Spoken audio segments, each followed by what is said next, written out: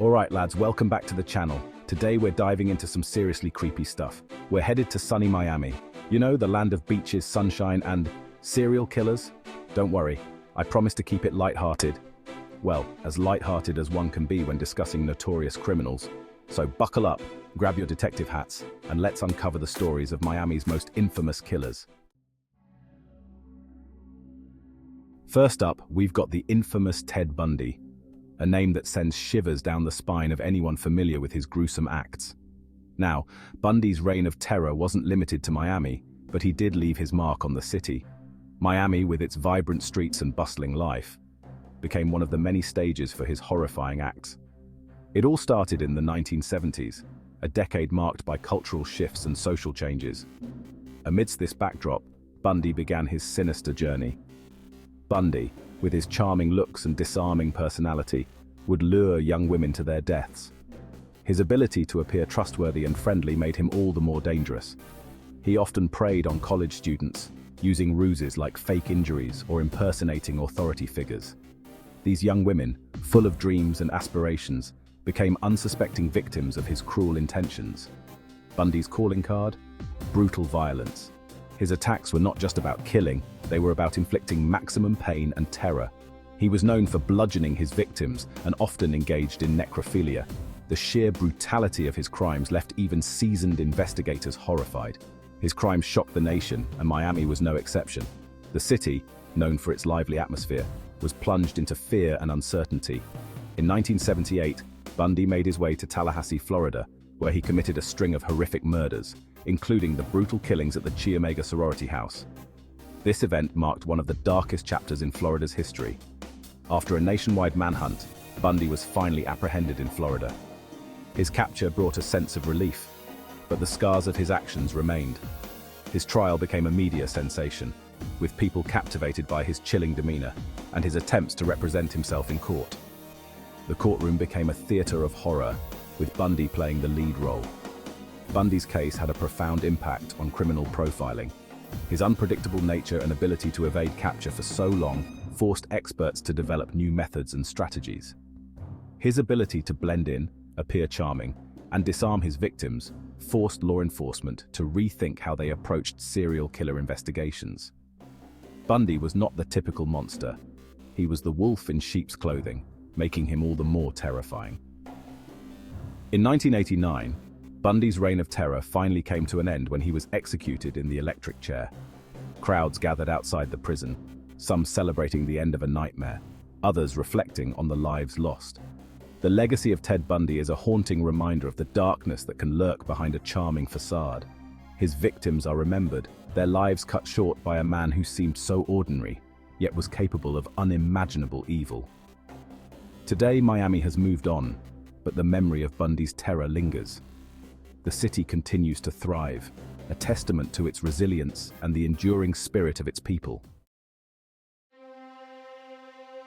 Next, we're diving into the harrowing and tragic story of Aileen Wuornos, a woman who would become infamously known as the Damsel of Death.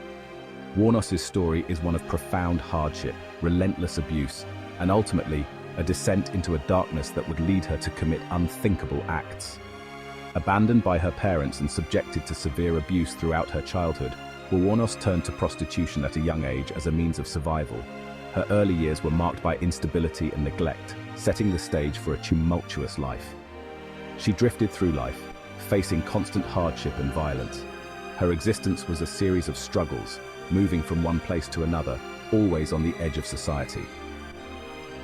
In the late 1980s, Wuornos began working as a highway prostitute in Florida.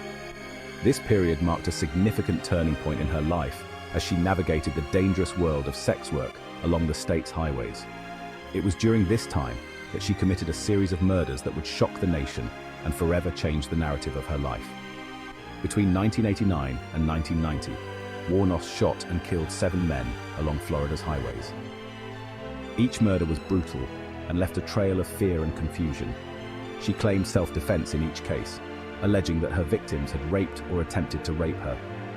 These claims added a complex layer to her already tragic story. Wuornos' trial was a media frenzy, drawing intense public and media scrutiny. The courtroom became a battleground of narratives, with her defense and prosecution painting starkly different pictures of her actions and motivations. Her claims of self-defense, coupled with her troubled past, sparked a national debate about victimhood, abuse, and the justice system. Experts and commentators weighed in, discussing the broader implications of her case. Despite her claims and the public debate, Wuornos was convicted of 6 of the murders and sentenced to death. The verdict was a culmination of a long and grueling legal battle. She spent a decade on death row before being executed by lethal injection in 2002. Her time in prison was marked by continued media attention and legal appeals. Wuornos's case remains a complex and controversial one, raising questions about the impact of trauma, the complexities of sex work, and the treatment of women in the criminal justice system. Her life and actions continue to be a subject of study and debate, reflecting the broader societal issues that intersected in her tragic story. Chapter 3. Gerard Schaefer, the Killer Deputy. Hold on to your hats, folks, because this next story is truly disturbing. It's a tale that will send shivers down your spine and make you question the very people sworn to protect us. We're talking about Gerard John Schaefer, a former sheriff's deputy who went from upholding the law to becoming one of Florida's most prolific serial killers. Schaefer's transformation from a trusted lawman to a monstrous predator is a chilling reminder of how power can corrupt. Schaefer's crimes were nothing short of horrific. His methods were brutal, and his lack of remorse was terrifying. He didn't just kill, he inflicted unimaginable pain and suffering on his victims.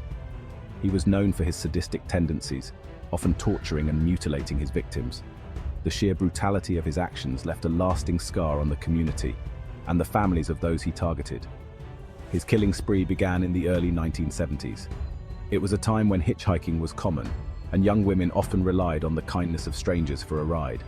Little did they know, they were stepping into the car of a predator. As a sheriff's deputy, Schaefer used his position of authority to prey on young women, often picking them up while they were hitchhiking or on the pretense of official business. His badge and uniform gave him an air of trustworthiness that he exploited to the fullest. Schaefer's crimes came to light in 1972 when he was arrested for the abduction and assault of 2 teenage girls. These brave young women managed to escape and report him, leading to his initial capture. A search of his home uncovered a treasure trove of horrifying evidence, including human bones, teeth, jewelry, and diaries filled with detailed accounts of his crimes. The diaries were particularly chilling, as they provided a window into the mind of a sadistic killer. Although Schaefer was only convicted of 2 murders, investigators believe he was responsible for the deaths of dozens of women. The true extent of his crimes may never be fully known, but the evidence suggests a much higher body count. His diaries contained a death list with the names of over 80 potential victims. Each name represented a life cut short, a family left in mourning, and a community grappling with the horror of his actions. Schaefer's case sent shockwaves through Florida and beyond. The media coverage was intense, and the public was both horrified and fascinated by the gruesome details that emerged. The fact that a law enforcement officer could commit such heinous acts eroded public trust and highlighted the dark side of power. It served as a grim reminder that evil can lurk behind even the most trusted facades, and that vigilance is necessary to protect the vulnerable. That's all, folks. So there you have it, lads. A look into the dark side of Miami. Remember, these stories are meant to be informative, but let's not forget the victims and the impact these crimes had on their families and communities. If you're ever feeling brave, you can look up more about these cases online. But for now, I'm off to find some sunshine and maybe a beach umbrella to hide under. Until next time, stay safe, stay curious, and don't forget to like and subscribe.